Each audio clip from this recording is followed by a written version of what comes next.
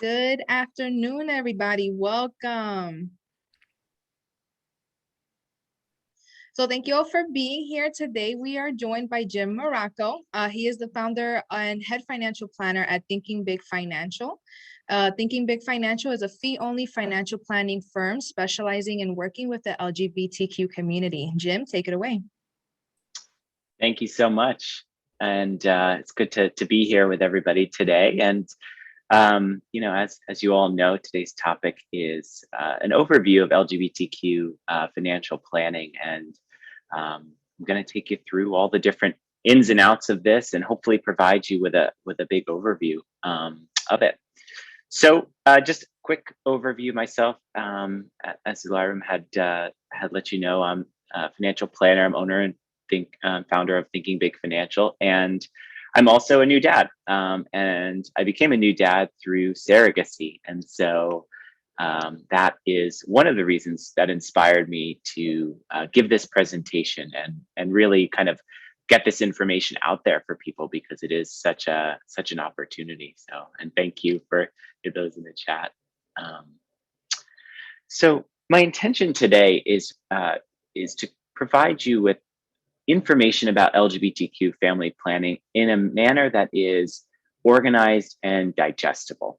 And the reason I say that is because when I was going through the process of learning about how to, grow my family, I found there was a ton of information out there, but it just wasn't all in a place that was sort of easily understandable, especially with the different types of options.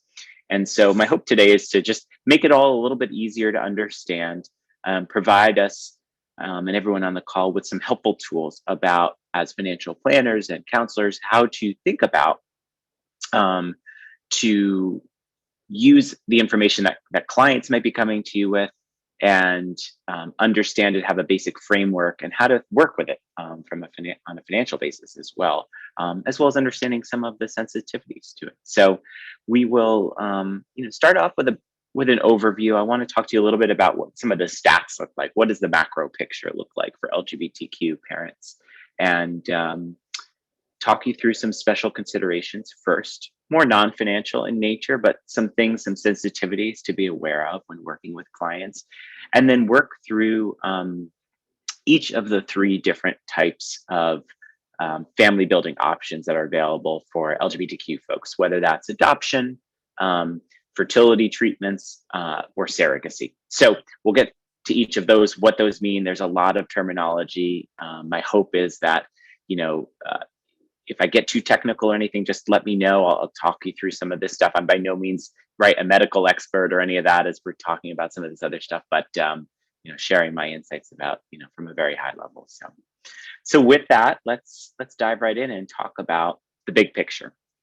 So what do things look like today? And the data that I came across, this is from Family Equality Council, which is, by the way, a terrific nonprofit organization dedicated to the advocacy of LGBTQ families. And they pulled together some data. There was a 2017 study that identified about 4 to 5% of the population identifies as LGBTQ. That's a Gallup study, pulling this into the Family Equality Council stuff in a second. But big picture, that's about 11 million people in the US. And then the Family Equality Council data showed us that about 2 to 4 million kids under the age of 18 have a parent that identifies as LGBTQ. And of that 2 to 4 million, roughly 200,000 or so are kids raised by same-sex couples. So all sorts of families out there, all different situations. So that's just one kind of way to look at it as to where we stand now. But moving forward, I think this is kind of the more interesting data. Millennials are the largest demographic. So within that 11 million population, millennials are the largest demographic.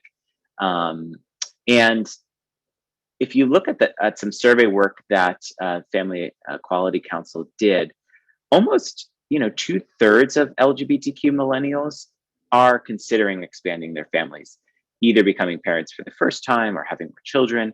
And so when you take a step back and you look at the data, right, the largest demographic within the LGBTQ population is thinking about having either their first child or expanding their families. And right now, according to the data, which was about a couple years old now, about half of millennials are actively planning to grow their families, compared to about 55% of non-LGBTQ millennials, meaning that sort of the desire to have a family is fairly equal, whether you're in the LGBTQ community or not.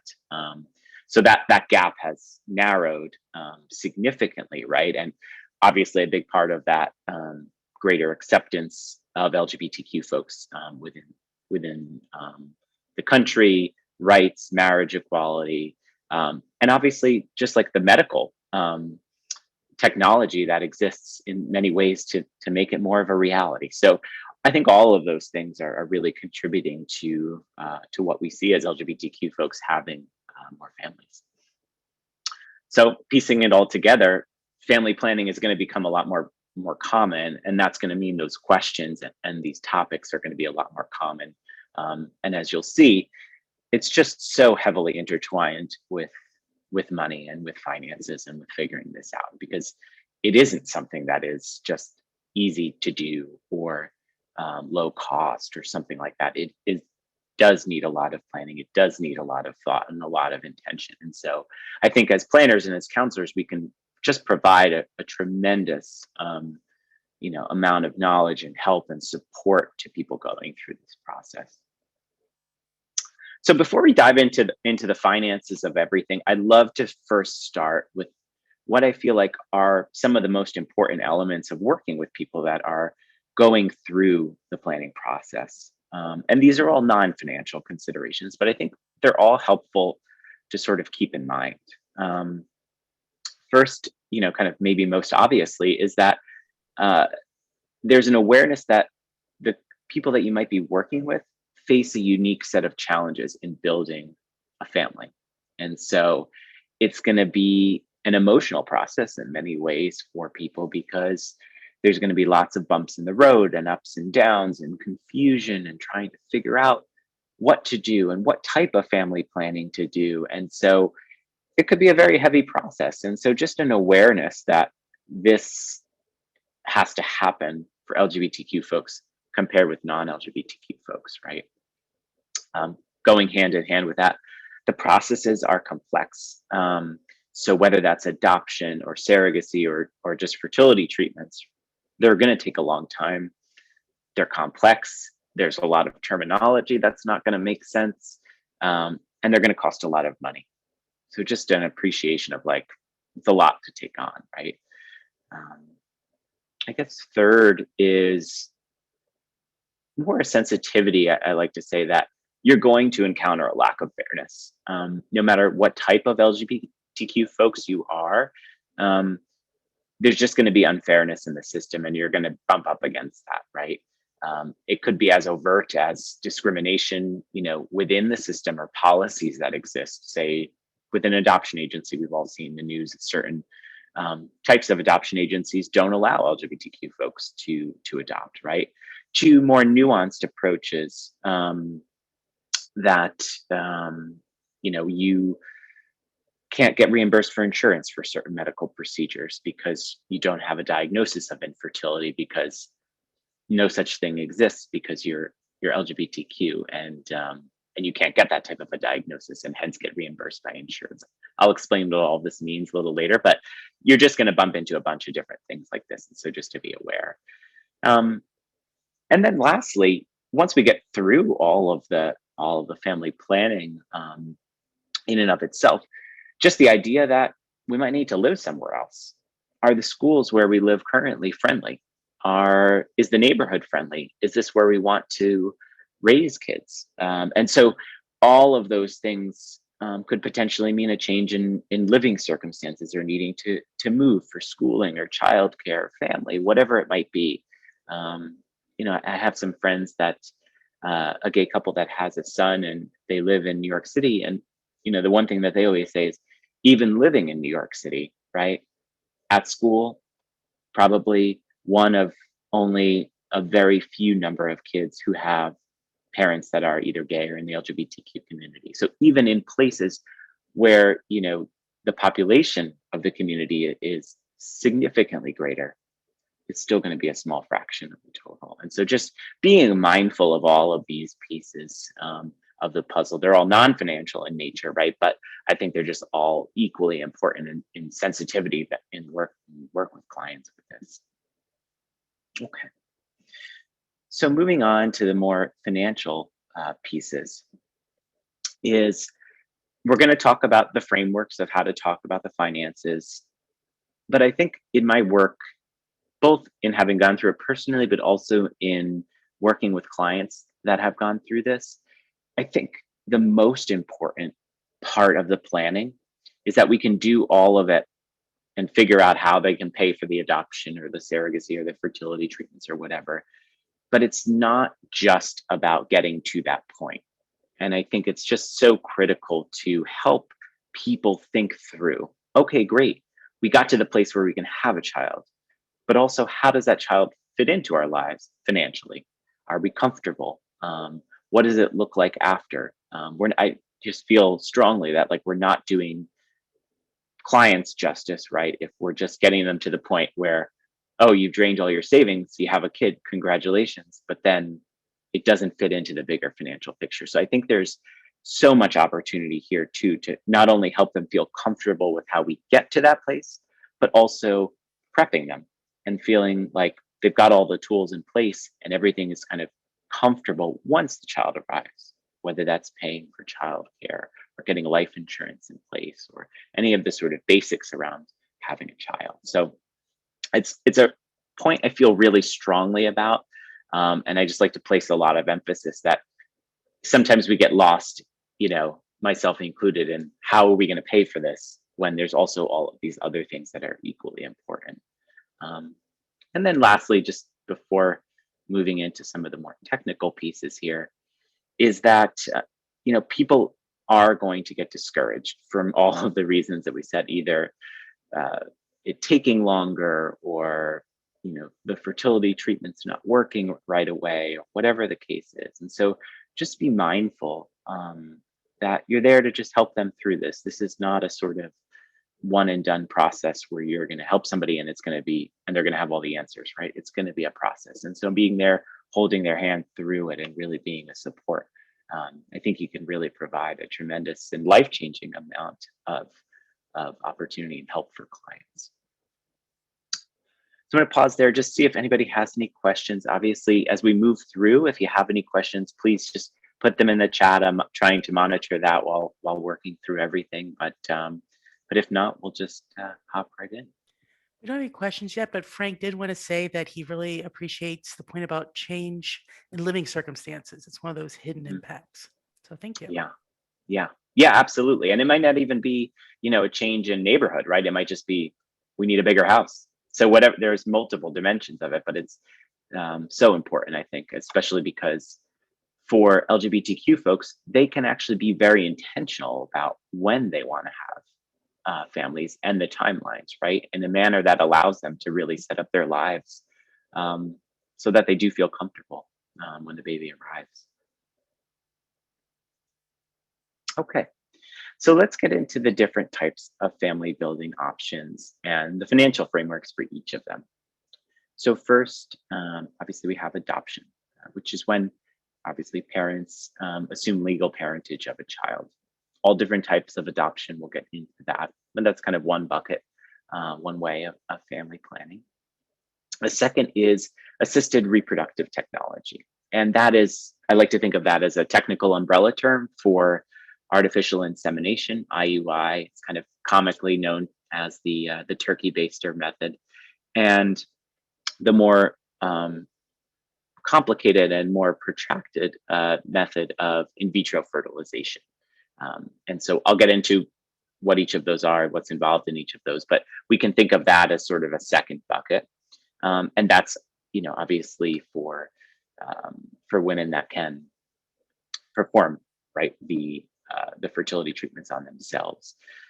And then there's surrogacy, which is an arrangement between a woman and intended parents, most commonly gay men, to carry a child through pregnancy and birth. And that process is accomplished through in vitro fertilization. So you'll see how the two sort of intersect here. So first, let's talk through adoption. So first and foremost, there are different types of adoption. And that's one complexity here, right? There's a foster to adoption type of an adoption. There's a private adoption. There's domestic or international agency adoption. So depending on the situation, just be mindful, there's going to be different types of adoption, and those different types of adoption are going to have different types of cost associated with them, right? So that's really the most important point here in terms of the different types. And the timelines are going to vary, right? They're going to be likely greater than a year, but could be significantly longer than that, just really depending on the situation and on the individual. So just again, it's not a cookie cutter approach. It's going to be dependent on the type of process that's chosen. And generally speaking, again, depending on the type, agencies and attorneys that are there in place, for instance, for domestic, agency adoption, the agency is going to be guiding a lot of the process, and so you can be assured that there's someone there, an infrastructure in there to kind of help guide them through. So then, once the baby is officially in the arms of the parents, then there's a finalization process, right? And that could take up to a year after adoption. And a lot of this just depends on states and where people are. And so just, again, mindful of the fact that it's going to vary. So how much does adoption cost? And again, to caveat that, depending on the type of adoption, it could be anywhere from less than $5,000 if it's a foster care type adoption on one end, all the way up to $50,000 or more if it's a more an agency type adoption or an international adoption would be on the higher end of the range. So let's talk a little bit about the framework for how we plan for this and how do we pay for up to $50,000 or more in cost, and where the funds come from, what offsets exist. And so first, I'd like to just kind of paint a bigger picture, help clients to really understand first, let's understand what the costs are, right? And what the end-to-end costs are going to be so that there aren't any surprises. So if this is involving an agency can help guide you a little bit about here's X amount of dollars is what you can expect to spend. So we want to first lay that out and see, okay, we know it's going to be overall this. Let's call it $50,000. Then I like to work through what are the offsets that exist, okay? So as you'll see with each of the type of family planning, the first place I like to look would be work benefits. And so this is not super common, but it is something that is becoming more common for sure. And so particularly if your clients work for a larger company, there might be specific types of family planning benefits open to them. So there might be an amount of money that's offered for an adoption or whatever the case might be. So just have your clients check that out and just be aware of it. Hey, there's an extra X amount of dollars that could be gotten from the work benefits side of things. Then we talk about taxes, okay? So tax consideration. There's a US federal tax credit of $14,300, which, as you'll see in a second when I run through the example, is a significant portion of the adoption cost, right? If we're $50,000 of costs, say, 14,000 of that being offset by a tax credit is pretty substantial. And from a risk mitigation point of view, come there a second. So we have an overview of how much the total cost is. We have a sense of what the offsets could be, getting to a net cost, and then understanding what's the risk to this. So is the client at risk if the birth mother changes her mind about the adoption, right? What happens to the costs, the agency fees that have been paid? Again, it's not to stress your clients out, but it's just to understand, okay, what could go wrong, and how would that impact you financially? And so that would be uh, one angle to look at. Again, something you'd want to have clients asking the agencies about. Just everybody has different policies, right? So just making sure you're aware. Quick question before you go to the example. Yeah. Do the tax considerations include children adopted internationally, or is it only for children who are adopted from within the United States? That is a good question. I don't know for certain, but I would say, and I can check on this and get back to you, Brian, that as long as it's that you're US citizens and, you know, and the adoption is happening, I think qualified adoption expenses would count toward it. So that's my understanding, but don't quote me on that. I'll come back to you and find out the actual answer. Okay. So a little bit more just on that point, actually, let's talk about the adoption tax credit. And this is language from IRS topic number 607. So tax benefits for adoption include both a tax credit for qualified adoption expenses paid to adopt an eligible child and an exclusion from income from any employer provided adoption assistance. So remember before when I was saying, oh, well, sometimes there's a stipend or a certain amount of money that's excluded from income if it's used for adoption. The credit itself is not refundable, which means it's limited to your tax liability for the year, and you can't get a refund if the credit is larger than your tax bill. But you can carry forward the credit in excess of your tax liability for up to 5 years. And as I said before, the maximum amount of the tax credit is $14,300 per child. So again, it's non-refundable, but you can carry it forward. You're subject to a phase out, 214,000 to 254,000. I believe this is always a question, whether that's the single or married filing joint. I was just eyeballing the language from the IRS. I think it applies actually to both, but that would be something just to check on.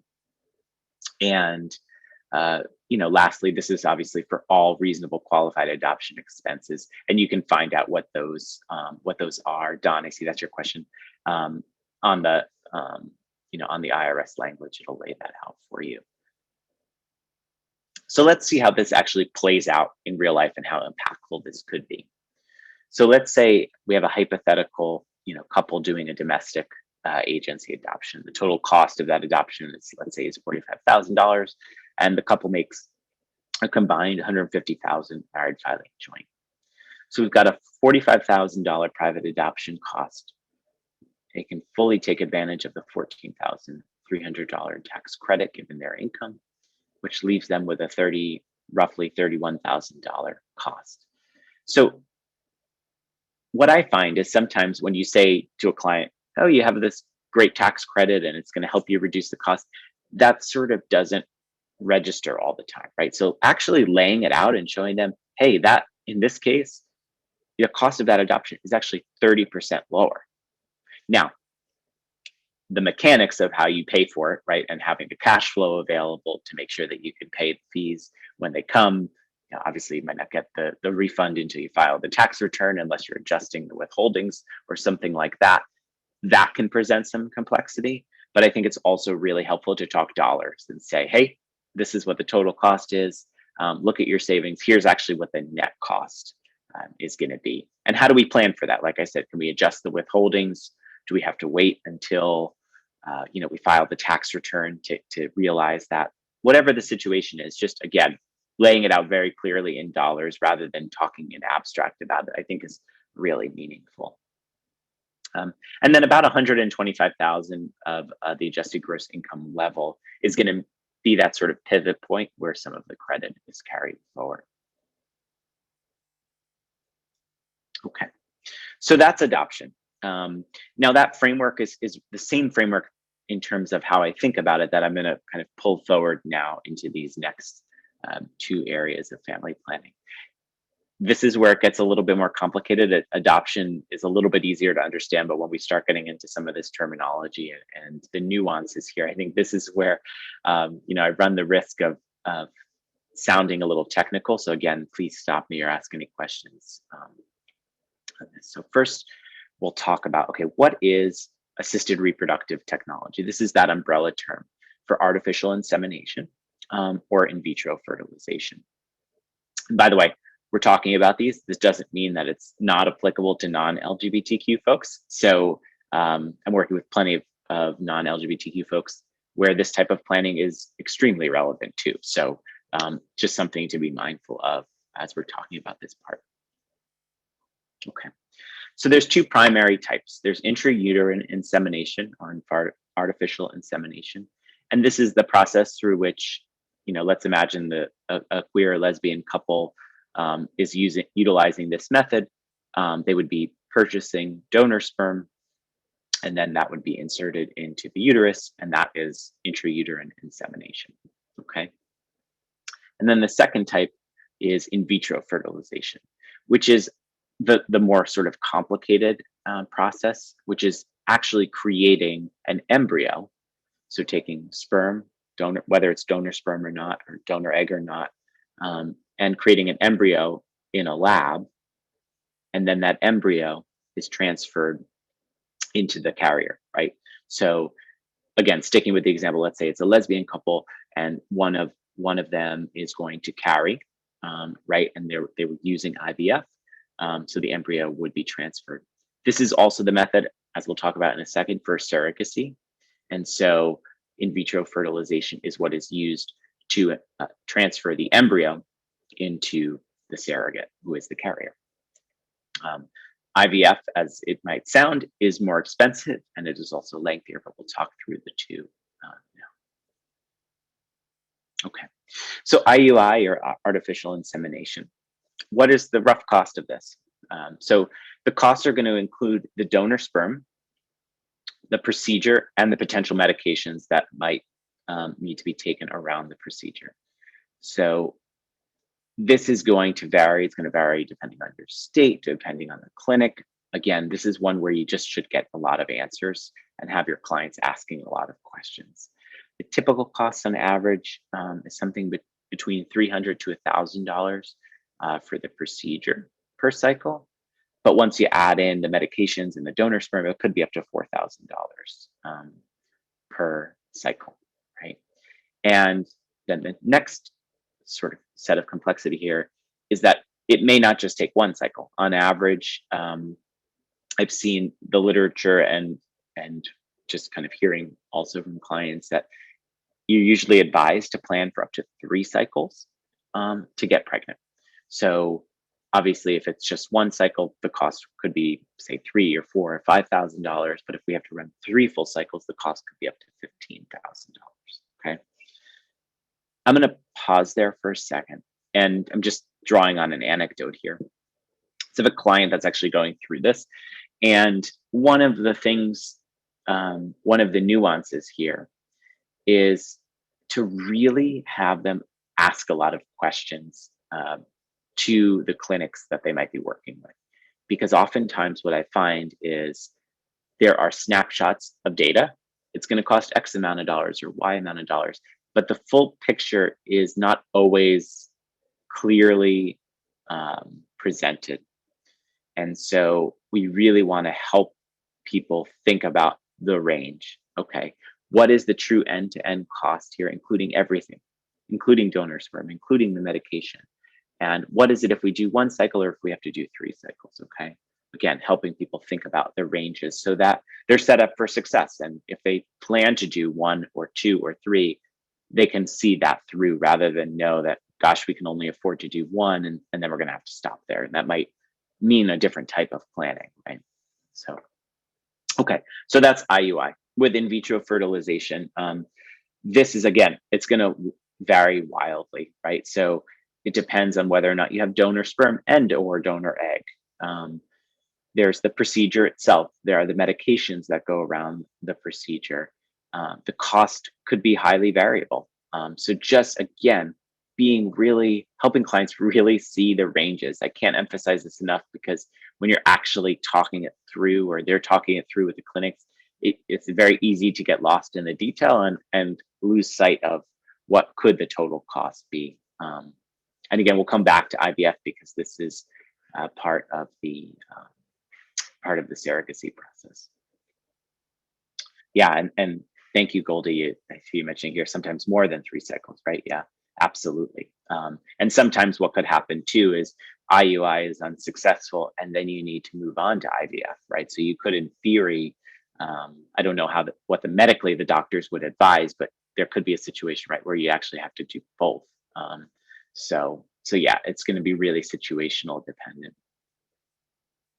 Okay, so that said, right, there's a lot of uncertainty. So how do we help clients with the uncertainty? And kind of going back to the example that we used with adoption, first, helping clients understand that total end-to-end budget, right? So is it going to be something between 5 and 15, or is it going to be something between 15 and $30,000? What is it, right? Let's understand those options, and let's understand what the true total end-to-end cost up to a successful pregnancy could be. And then when we start there, again, what are the offsets, right? So first, let's look at work benefits. Again, if your client or anyone that you're talking to about this, have them investigate it. It's becoming something that is more important to employees. And so companies are thinking about it some more, especially larger companies. So what's available first from that end, okay?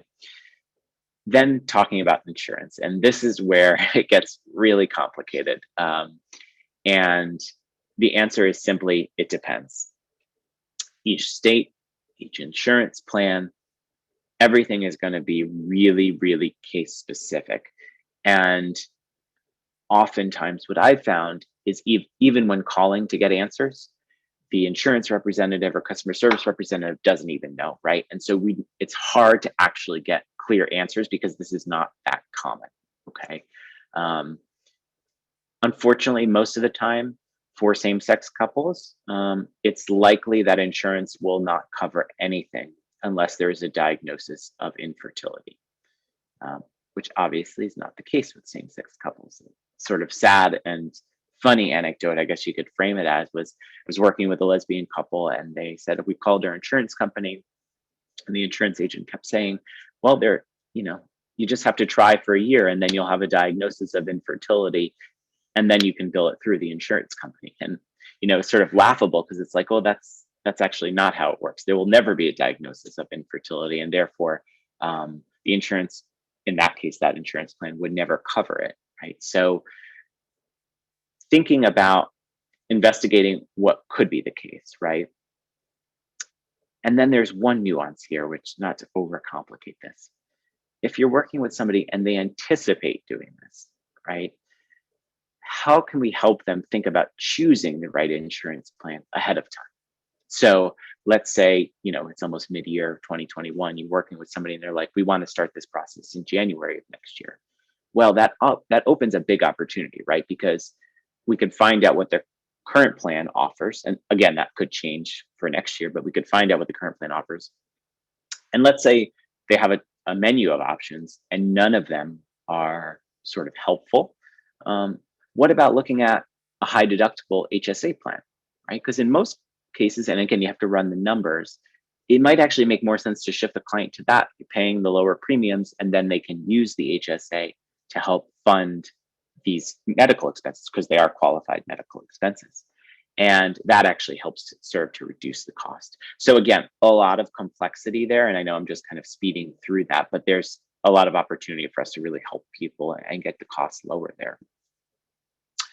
And then finally, tax considerations. And so for couples, and this would be applicable to non-LGBTQ folks too, right? The costs of fertility treatments are deductible medical expenses when they pertain to your own body or your spouse's body. And this is a very contentious piece of the tax code that we'll get to when we talk about surrogacy. But help clients understand if they can take advantage of the medical expense deduction, right? If they're itemized and therefore can take advantage of it. So let's talk about qualified medical expenses for a second. Back to this point about tax considerations and whether it's deductible or whether or not you can pull the funds out of a health savings account. Okay, so the language from the IRS publication 502, this is pulled right from publication 502, is you can include medical expenses, including the cost of the following procedures performed on yourself, your spouse, or your dependent to overcome an inability to have children. So that would be procedures such as in vitro fertilization, including the temporary storage of eggs or sperm, surgery, including an operation to reverse prior surgery that prevented a person operated on from having children. So that's what the tax code says, and therefore, you are able for fertility treatments that are happening to someone's own body or spouse's body can be deducted or funded through an HSA. Okay, I know we're getting really technical, so I hope I'm not losing anybody. But if anybody has questions, please pop them into the chat.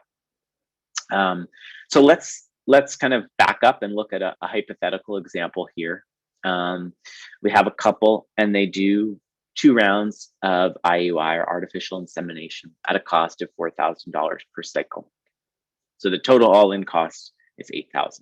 Couple earns $200,000 a year, married, filing jointly. In the case of a tax deductibility, can they itemize and then deduct this? It wouldn't be available because the expenses are less than 7.5% of income. But let's imagine that they had chosen an HSA plan. Having picked the plan, the couple's in a marginal tax bracket of 32%.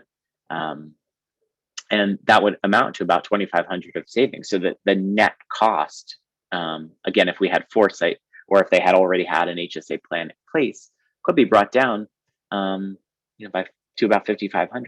So, and likely they had lower premiums on their health insurance plan too.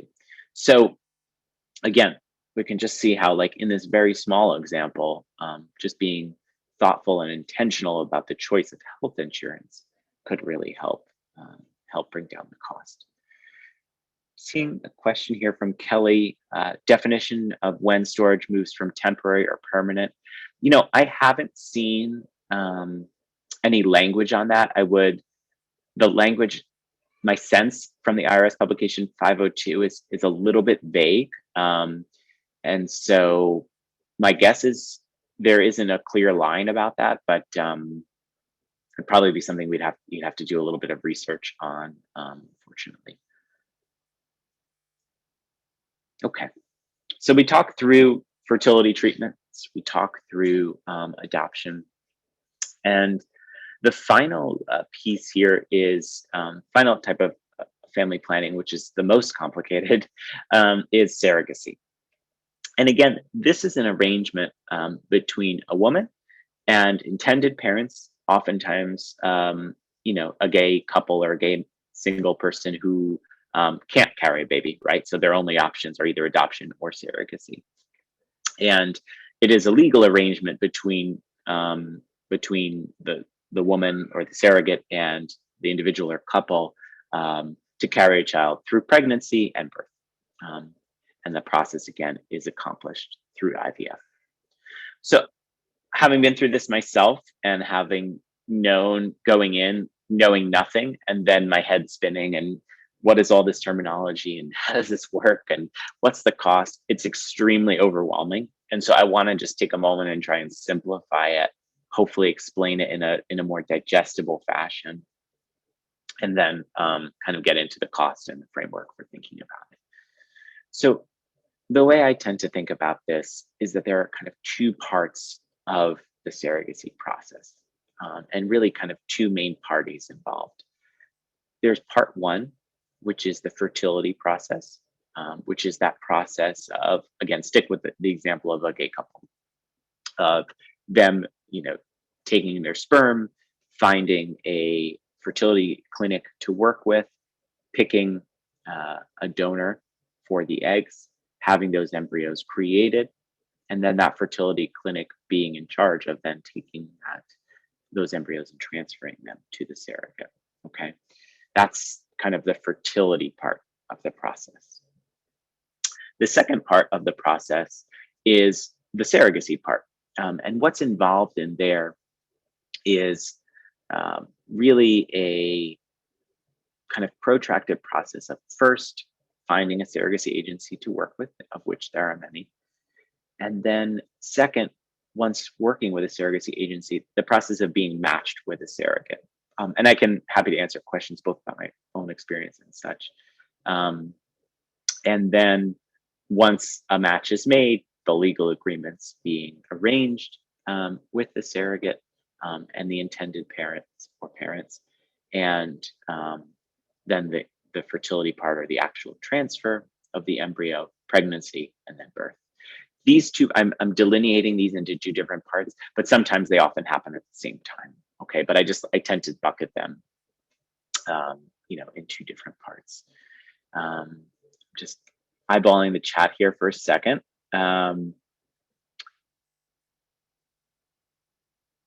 Yes, it's an area that could require counseling.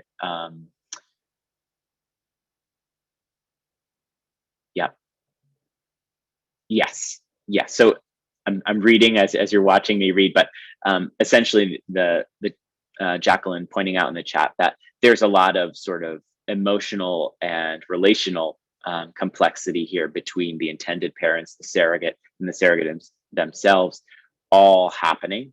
And you're absolutely right. I mean, I think that it is a complex relationship that needs to be navigated, right? And so agencies also will help facilitate some of that for sure, and definitely help on that part.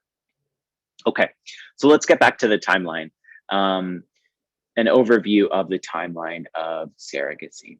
So this could be as long or longer than adoption. I mean, again, it's very situational dependent, but at a minimum, it's going to take at least a year if all goes smoothly, and that's probably pretty aggressive. It's the fastest that something from the moment someone signing with a surrogacy agency to birth is probably going to be 15 months, but it's probably going to be closer to 2 years. So something between 15, 22, 23, 24 months.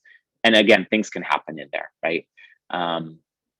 And Adriana, yes, medical complications could arise. And that's actually one reason why that timeline could stretch. And the cost of some of those complications, that's all detailed actually, I'll get to this in a second, within the surrogacy agreement. So if, for instance, it's a C-section instead of a natural birth, then there could be different costs involved for the intended parents, and the surrogate is compensated differently. So it just depends on the situation. Or if they're twins instead of a singleton, right? It's all detailed out in the surrogacy agreement. So the timeline is going to be stretched, right? 15 to 24 months, and I think one of the most helpful things, having gone through this myself, again, my husband and I having gone through this, is to start with when the clients want to have the baby, right? And work backwards. Funny for us, like we were thinking, it'd be great to have a baby. And, we were planning in 2020, I think was our original plan. And it was almost 2019. And we were like, should we start this? And then when we started to crunch the timeline, we were like, oh, we have to start now if we want this to happen in 2020. So, really just dependent. You can control the timeline, right? But help clients work backwards. When ideally would you have a child? And then that'll kind of inform as to when you'd want to start the process. From a financial point of view, when you do start the process, most of the money happens before the beginning of the pregnancy. And so it's important to know that this is not a sort of a drip of cost along the way. Everything gets funded before the actual pregnancy, or the majority of it. And by the time the pregnancy is confirmed, right, all of the expenses largely have been paid by the intended parents. Okay, so let me give you a personal example. This is my son, Ben, from a couple months ago, actually. And I think it could be helpful just to share this, put it in kind of real terms to help you understand how it all works.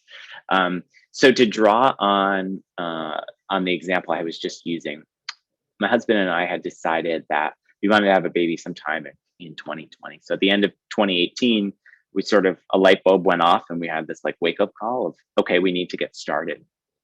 And what we did was found some resources online, and B, found the clinics and the agency that we wanted to work with, right? So that was a big part of the process. What is the fertility clinic and what was the agency? So in our case, we found the fertility clinic first, which then led to a referral for the surrogacy agency.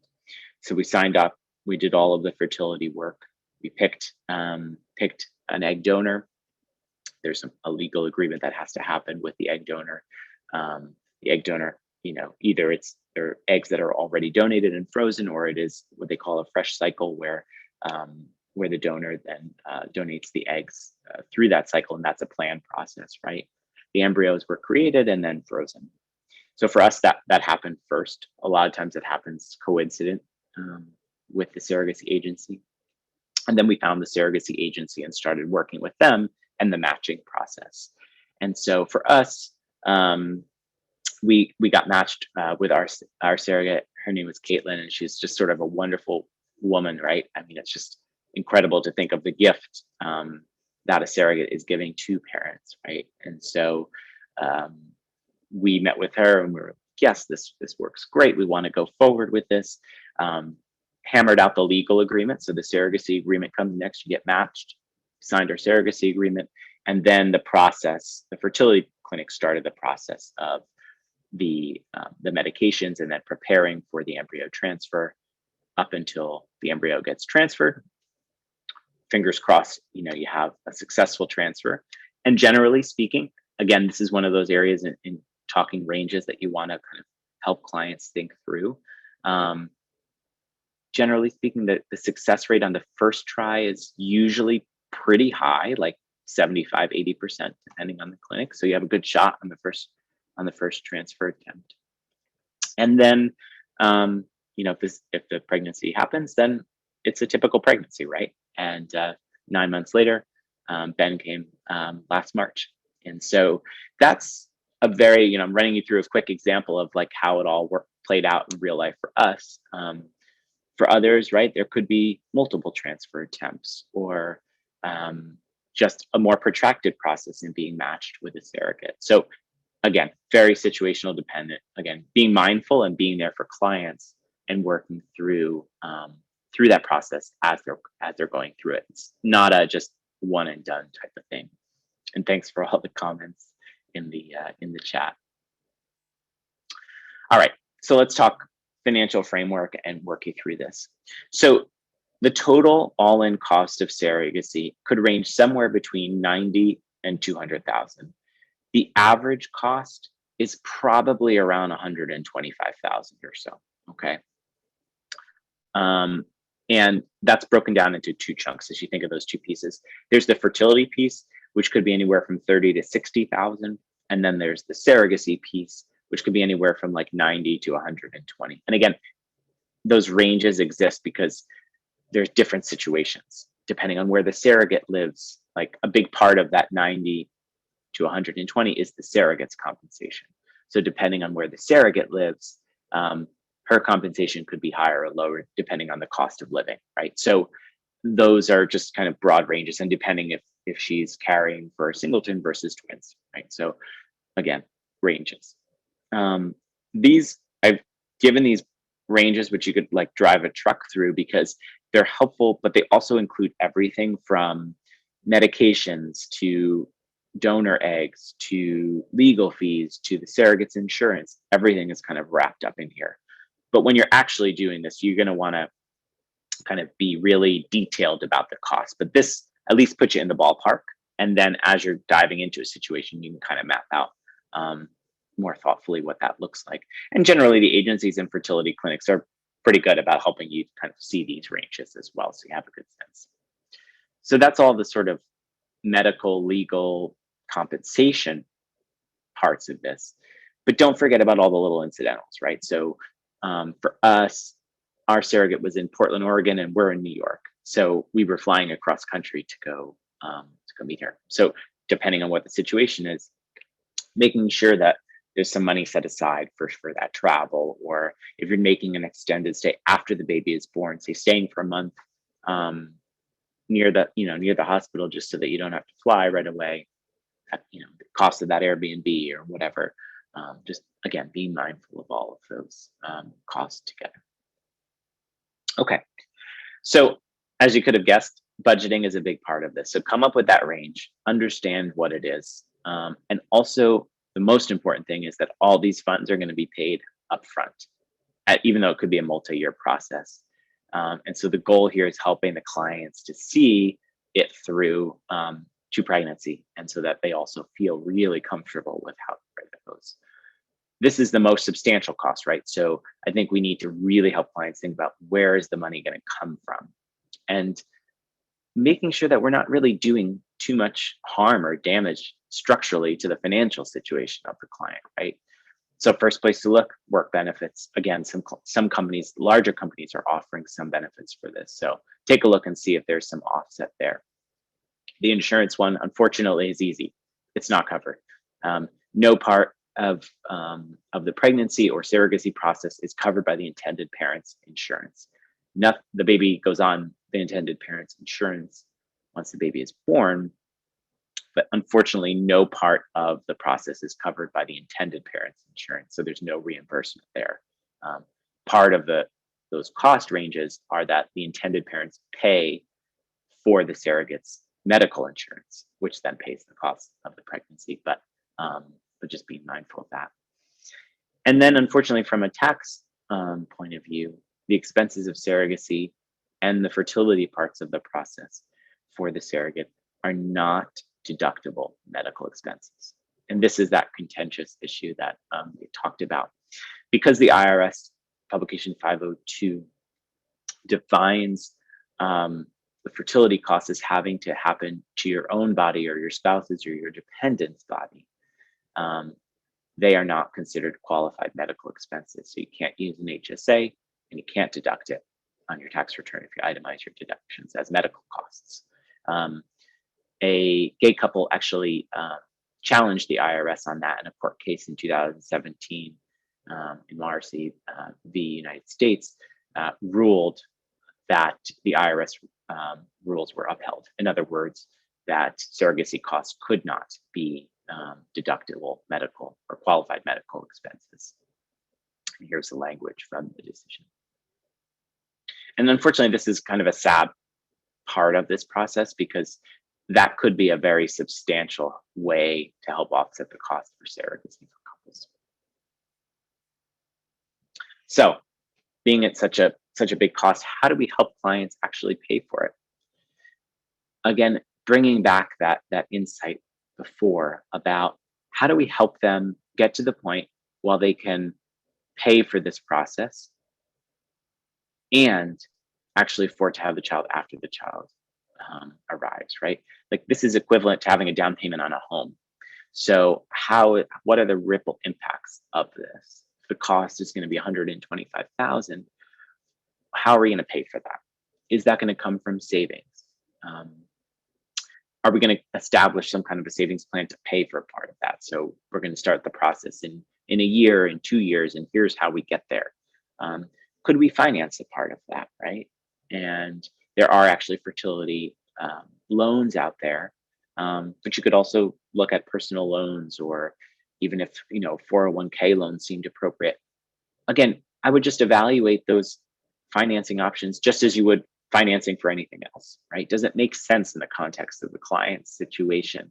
Can they afford to pay for that even after the baby arrives? I also think that this is a great opportunity, another dimension, right? So we've got savings, financing. A third way to think about this is, does it offer an opportunity for the intended parents to talk to their families, if their families have resources, talk to them and say, we want to build our family and it's going to cost this amount of money. Does it open up a conversation with the family about having family support some of this cost? Again, that's not going to be for everybody, but that could be an option available. And even if it's a small portion of the total cost, it's all helping to build up to the total cost. And then finally, there are some grant programs out there. And so Men Having Babies is one organization, terrific organization. My husband and I learned a lot from them. they offer grants where it's either discounts. They work with specific fertility clinics that can help reduce the cost, and they actually offer grants as well, where they'll pay for a significant portion of the surrogacy process to a certain number of parents, of intended parents each year. And then Family Equality Council, that nonprofit, also has on their website a list of other organizations that offer grants as well. So this is one of those opportunities where you just got to kind of pull it all together and see, see how all the different pieces kind of fit from there. Okay, so that's surrogacy. I'm just going to touch on this very briefly, but be mindful of legal considerations and parentage. It's likely if there are agencies involved in this process, whether it's surrogacy or adoption or whatever, they're guiding the intended parents through the process, right? And they're telling them what they need to do legally and helping them to achieve that.